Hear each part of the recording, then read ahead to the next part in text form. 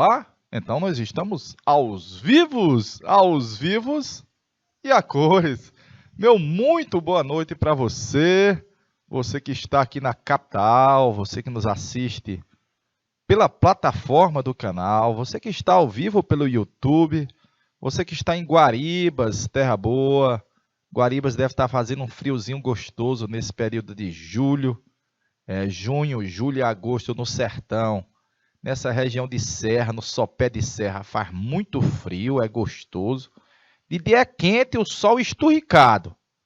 Mas de noite é um frio acruiana, viu? Alô, galerinha de Uruçuí, rapaz. Meu muito boa noite para Uruçuí. De boa na lagoa, galerinha de Uruçuí também aos vivos. Deixa eu ver mais. Alô, São Gonçalo do Amarante. Alô, Alan Everton. Alô, Alan Everton. Alô, Tiracema. Vai colocando aí onde você está. Vai colocando aí a galera que está na sala de aula para a gente ir citando o nome e ficar uma aula mais gostosa. De boa? Hoje é uma espécie de revisation de regimes totalitários, galerinha. Na verdade, nós já vimos essa temática e nós vamos rever como esses caras ascenderam ao poder, como esses caras se tornaram mega poderosos e como montaram regimes totalitários. Tudo sob o controle do Estado. Nada fora, nada contra, nada acima do Estado.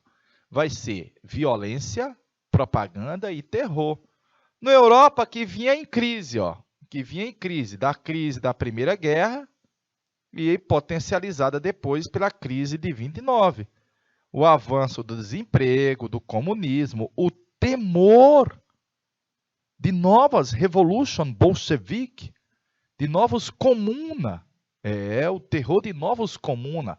Então, para evitar, o Estado se tornou muito grande, muito poderoso, macro, autoritário, sem democracia, sem liberdades, com a propaganda controladora, perseguindo os críticos intelectuais e opositores, e, claro, sob o controle do Estado. Nada fora, nada acima e nada contra o Estado. De boa, nada contra o Estado. Dois destaques, o Benito Mussolini e esse cara que está aí fazendo a saudação, Rei Hitler, o Adolf Hitler. Beleza? Beleza, de Creuza. Aí é um slide introdutório, mas eu acho bacana porque ele é uma espécie de resumão do que é o totalitarismo. De boa, galerinha? Galera de Guaribas, boa noite. Boa noite. Tio, a gente pode conseguir esse PDF? Pode sim. E o melhor é que você pode baixar o slide, Alan, se for professor, lá na cidade de Guaribas, nossos colegas professores, o professor pode baixar o slide, pode editar o slide, o slide é editável. De boa? Show. Vou passar, tá aí os totalitarismo, violência, propaganda e terror. Mas antes de entrar no totalitarismo, eu vou fazer um geralzão de uma Europa que estava numa deprê, que havia culpado a Alemanha e punido a Alemanha pela Primeira Guerra Mundial. Isso vai criar um ressentimento em parte dos alemães. O Hitler vai usar muito isso daí, então aí está o ambiente de um ressentimento que vai surgir o nazismo na Alemanha. 2. Nesse mesmo cenário de Europa, tinha ocorrido a Revolution Bolchevique. E as ideias marxistas, colocadas em prática pelo Lenin, tomava o poder pelas armas, derrubava a burguesia, os conservadores, a igreja, o czar. É a chamada Revolução Russa. Enquanto isso ocorre nas Europa, os Estados Unidos dizem: eu aqui, só de camarote, só tomando gela, tomando siroque. Os Estados Unidos aproveitou esse vácuo, esse espaço e disse: pode deixar que eu ocupo e passo a mandar no mundo. Não se preocupe, não. Eu passo a mandar no mundo. É, velho. E o sucesso da União Soviética, ó. O sucesso. O sucesso provocou tanto um isolamento da União Soviética, como um medinho, ó. Um medinho. Vários países passaram a ser temerosos e passaram a dizer do famoso perigo vermelho, Uruçuí. O medinho de os comunas tomar o poder, derrubar a burguesia, derrubar a exploração do trabalhador.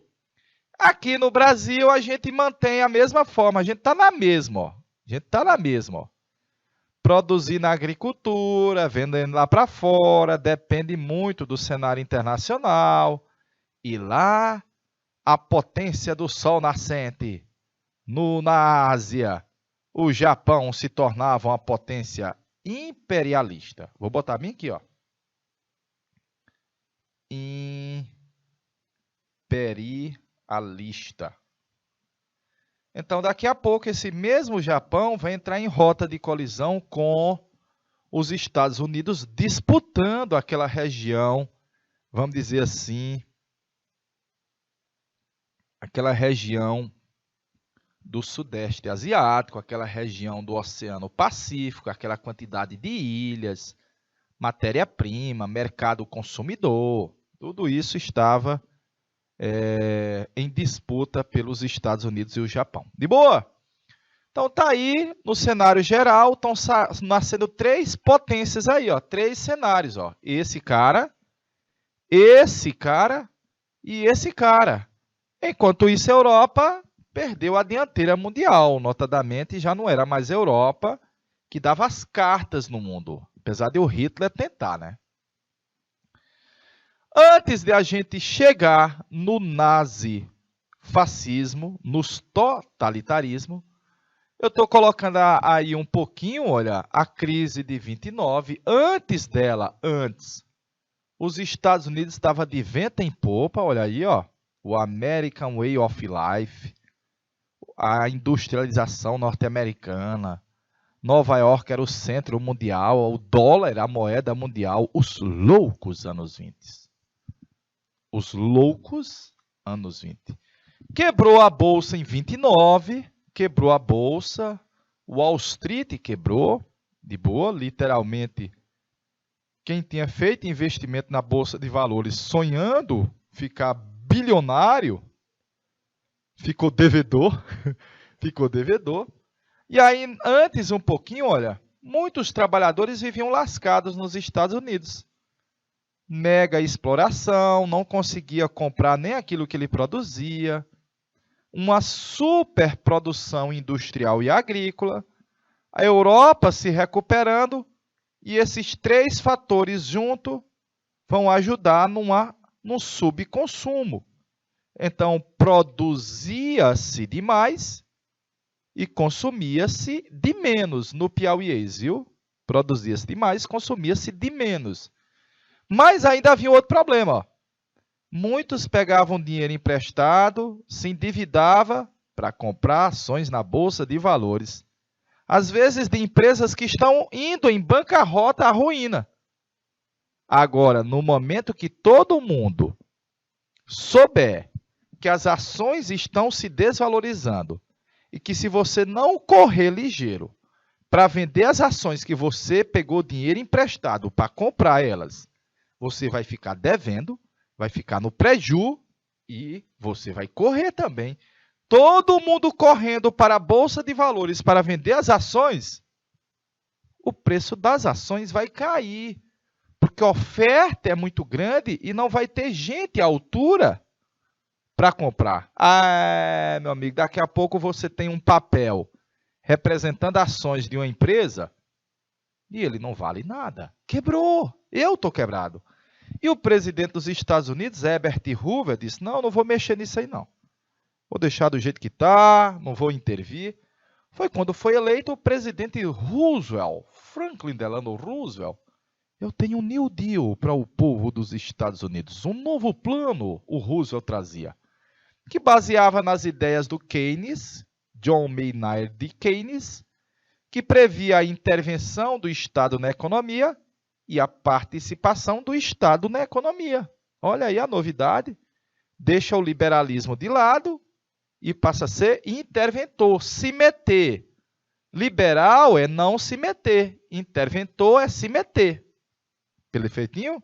Inclusive, o governo criou leis trabalhistas, salário mínimo, construiu muitas obras para dar emprego ao povo, passou a controlar momentaneamente a Bolsa de Valores e, quando começou a Segunda Guerra, o New Deal e a guerra fizeram com que a economia dos Estados Unidos estivesse de volta a 100 por hora.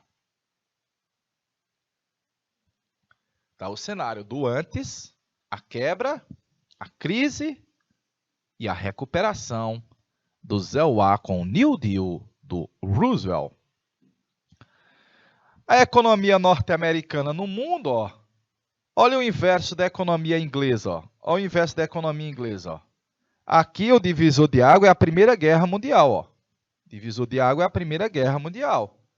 Antes da Primeira Guerra Mundial, a Inglaterra era a potência. Depois, o ZEUA. E você vê isso na década de 20, olha. Você vê isso melhor na década de 20. Mega produção industrial dos Estados Unidos. A crise pelos fatores que eu lhe disse, olha aí eles aí citados, vários, vai resultar numa onda de demissões, desemprego, falências no plural, e os Estados Unidos vai viver uma grande deprê. A chamada Grande Depressão, meus pimpolhos, a chamada Grande Depressão. De boa? E o cenário nefasto, a década de 30, inicialmente foi nefasta. Aos pouquinhos é que o governo do Roosevelt conseguiu recuperar os Estados Unidos. Perfeito? Está aí a deprê, a tristeza, o desemprego, o abandono, me lascation, tô lascado, vamos para a cidade, bora mulher, pega os pano de bunda, tchan, tchan, tchan. Antes e depois da crise. Antes e depois da crise, Uruçuí. Eita, rapaz. Mundializou a crise, inclusive chegando no Brasil, haja vista que nós tínhamos uma íntima relação com os Estados Unidos e uma grande dependência, porque eles eram o maior consumidor de café tupiniquim. E, de repente, eles diminuíram o consumo do café. Aí, danou-se para nós. Foi o cenário que o Vargas chegou ao poder. Então, na próxima semana... próxima semana não tem não, né? É a última aulinha nossa aqui, a última aulinha nossa. Aí eu botei assim, ó. Vai mundializar a crise... Inclusive, os países europeus vão tentar criar uma alternativa com um governo forte, um governo enérgico, autoritário, que foram os regimes fascistas. A crise não atingiu quem? A União Soviética, que estava isolada. Estava isolada do restante do mundo. A União Soviética estava isolada. Aí o Roosevelt recuperou, o Roosevelt é esse cara aí, por um novo plano aos Estados Unidos, um novo acordo, uma nova proposta da participação do Estado na economia, da intervenção do Estado na economia e deixando o liberalismo de lado. Daí um democrata venceu o republicano. Perfeito? Vamos para as questões. Cadê as questões sobre os New Deal? Meu Deus, as questões sobre o New Deal. Deve estar lá na frente. Está aí 5 ninjas. 5 ninjas. 5 ninjas. Então, o cenário da crise dos Estados Unidos foi um fator contribuinte para mundializar a crise, claro, e resultar numa Europa que já vinha numa deprê desde a guerra, triste, decadente, meu amigo, perceber que os partidos de esquerda comuna iriam crescer nesse cenário de crise. Para evitar, vamos dar todo o poder ao Estado. É o regime totalitário, que tem totalitarismo de esquerda e totalitarismo de direita. E tem totalitarismo de esquerda. Opa, vou corrigir, ó. Tem totalitarismo de esquerda, corrigindo. Conta pra mãe dele que ele é burro. E totalitarismo de direita, viu? Direita, esquerda. É um ponta direita e um ponta esquerda, de boa. Totalitário é um governo não democrático, cujo controle é exercido pelos dirigentes. Um ditador, um político, que retém os direitos das pessoas em proveito da razão do Estado, do todo. Só há um partido político, os outros são proibidos. De novo, só há um partido político, os outros só lembranças, só lembranças. E é governado, comandado por um ditador. Isso é um resumo do que a gente chama de totalitarismo, meus pimpolhos. Alô, galerinha de Uruçuí. Galerinha de Uruçuí está ao vivo? Aos vivos, Uruçuí. Tchana, tchana, tchana. Coloquei o conceito aqui, olha, pegando lá do livro da Connect, totalitarismo. Baseia-se no preceito de que nada deve haver acima do Estado, contra o Estado ou fora do Estado. Já vou dizer para você que se o cara critica o governo, quer dizer que ele é contra o Estado, e não é. Veja que você pode ser crítico ao prefeito da sua cidade, ao governador do seu estado, ao presidente do seu país, porque você não concorda com a forma como a administração desses, ou da sua cidade, ou do país esteja sendo feita, mas isso não quer dizer que você seja contra o seu país, ou a sua cidade, ou o seu estado. De boa? Mas na visão totalitária, os caras que criticam a administração e o governo são contra o país, devem receber um fatality e são eliminados. Ixi, Maria. São eliminados. Compete ao cidadão servir ao Estado, de boa, e seguir a autoridade que representa o Estado.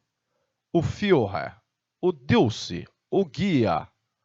A valorização, o patriotismo torna o povo meio cego. Vixe Maria! E no caso da Alemanha havia a ideia da superioridade da raça ariana. Ainda vinha esse temática, esse elemento racista aí, ó. Lá do meu dicionário.org eu peguei, ó, regime político ditatorial, sob o comando de um único partido ou um grupo no poder. Ele tende a intervir em todos os âmbitos da vida do indivíduo. Todos os âmbitos. De boa. Dandan, deixa um minutinho na tela para eu poder botar R$1 de água aqui nesse copinho, brother.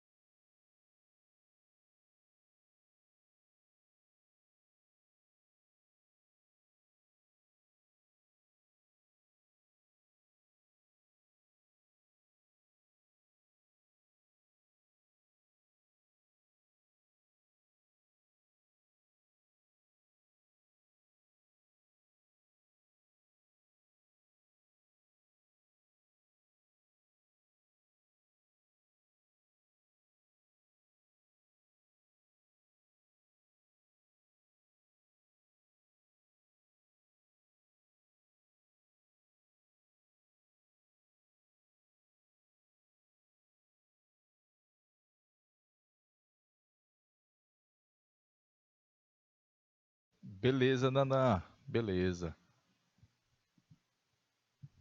Olha, o regime totalitário, ele pode até usar da força, que usa. Mas além dela, usa muito também da propaganda. A propaganda, a ideia é controlar o que as pessoas pensam. É meio que, na realidade, criar uma ideologia, montar uma ideologia e fazer com que as pessoas pensem a forma como o governo quer, o Estado quer. Fabricar consentimento e criar ilusão. Ah, papai! Reduzindo o povo, na verdade, hipnotizando. A propaganda vai hipnose. Tornar o povo uns cordeirinhos, ó. Ah, papai, todo mundo bebendo. É um boizinho de careta. Você bota uma caretinha e tá todo mundo caminhando pro mesmo lugarzinho. Hipnose. Hipnose geral. A propaganda serve muito para isso. Perfeito? Passando, olha. Para poder você fazer isso, tem que ter as massas.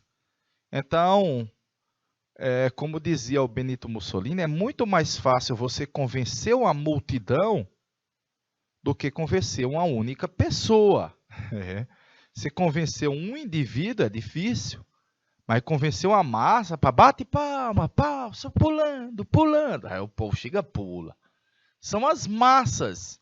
E a imagem aí mostra para você essas massas apáticas, obedientes, cegas, hipnotizadas. E era assim, velho. Era assim. Vou passar mais, ó. Vou passar mais. Olha essa segunda imagem que você está vendo aí, olha. O indivíduo, ele não vale muito para o Estado. O Estado olha o todo, o global, não o individual. E você não pode pensar pelo seu interesse próprio. Você tem que pensar pelo interesse coletivo, macro, do todo. É desse jeito.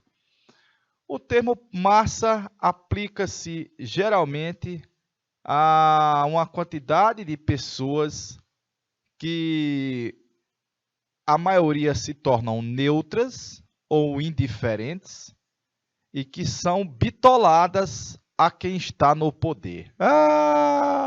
São as massas urbanas. E você está vendo as máscarazinhas aí nesses bonequinhos, nesses modelos, né? Nessa imagem, nessa montagem. Isso são as massas, elas ficam hipnotizadas. A propaganda tem uma função muito grande para isso. Então, esse é o elemento que você tem de característica dos fascismos, a propaganda, o controle exercido pelo Estado, a ideia totalitária, tudo dentro do Estado, nada fora ou nada contra o Estado, o nacionalismo exacerbado, o militarismo e, no caso do nazismo, o racismo, aquela ideia da superioridade da raça ariana. De boa? Show, né? Surgiu primeiro na Itália com Benito Mussolini, mas teve os seus adeptos, teve os seus copiadores, vamos dizer assim. Inclusive, quando você olha para o Brasil da era Vargas, você vai perceber que o Brasil da era Vargas tem um pouquinho de um verniz fascista, de um perfil fascista. Belezinha? Vamos passar à frente? Vamos passar? Com a crise do capitalismo, na década de 30, o Estado passou a intervir diretamente na economia e na vida do cidadão. Em alguns países, houve grande desenvolvimento industrial estimulado pelo setor bélico, principalmente nesses dois países, olha.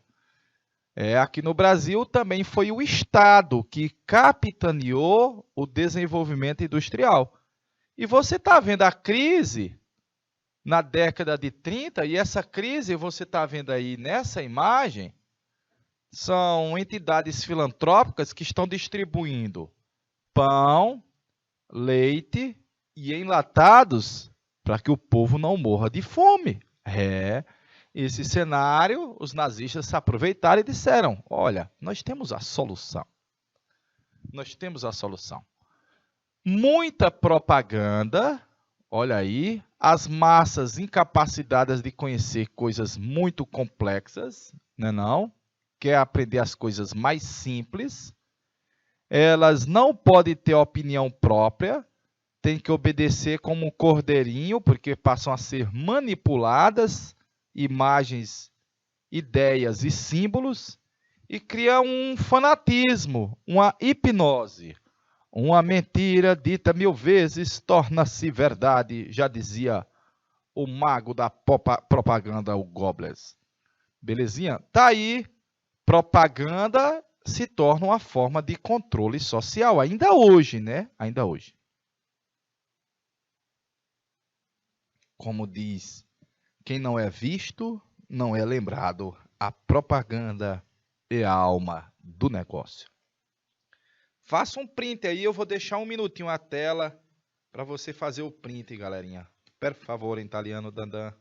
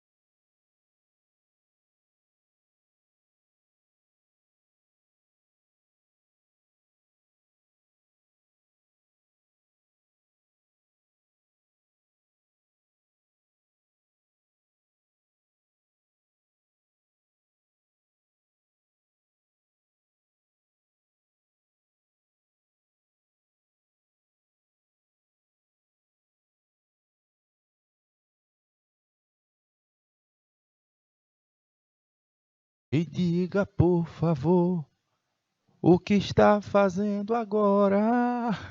Paulinho Paixão, coladinho, coladinho, morreu prematuramente, né? A Alemanha do Hitler mostrou-se a mais eficaz na forma de fazer propaganda, velho. Propaganda melhor do que a da Itália, grandes aglomerados, modernos meios de comunicação, muitos símbolos, muita imagem, mega comícios, megas desfiles uniformizados, cartazes, grandes espetáculos. Você se envolvia, você se sentia imerso dentro daquele movimento, se sentia dentro na Alemanha pulsante. Mais ainda, o rádio, o cinema, mais de 1.300 filmes. Racismo, xenofobia, antissemitismo, anti o povo judeu. Antissemitismo, antijudaico. Holofotes, luzes, bandeiras, a águia imperial. Milhares de pessoas eram atraídas. Cria-se uma hipnose social, uma histeria. Todo mundo assim, andando, uns zumbis, mais ou menos, viu? Uma zumbilândia. Os nazistas criavam uma forma de controle social, transformando a população da Alemanha numa verdadeira zumbilândia. Tio, nunca ouvi falar isso, eu estou dizendo, viu? Uma verdadeira zumbilândia. Cordeirinhos obedientes. Não questionar. Obedecer. Crer, obedecer, combater, como já dizia o Benito Mussolini. De boa? Alô, galera de Guaribas. Alô, galerinha de Uruçuí. Alguém em Uruçuí? Alô, galerinha de Uruçuí, terra boa. Terra da soja, terra da Bunge. A Bunge Alimentos tem uma fábrica em Uruçuí. Esmaga a soja e produz o óleozão, né? Não beneficia, mas já produz a soja esmagada lá em Uruçuí, terra boa. E eu acho que Guaribas tem produção de calcário, se eu não me engano, que serve para ser uma espécie de fertilizante e correção do solo, né? Regiões que tem muita aridez. Guaribas, pertinho de Caracol.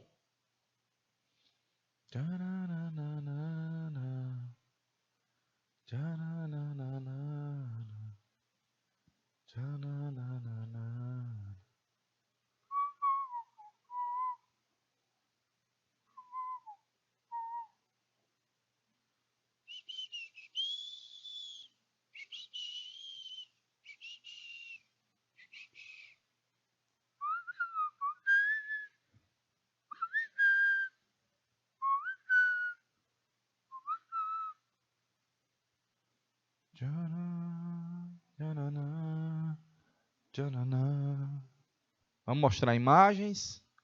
Olha aí, aqui a ideia da superioridade da raça ariana.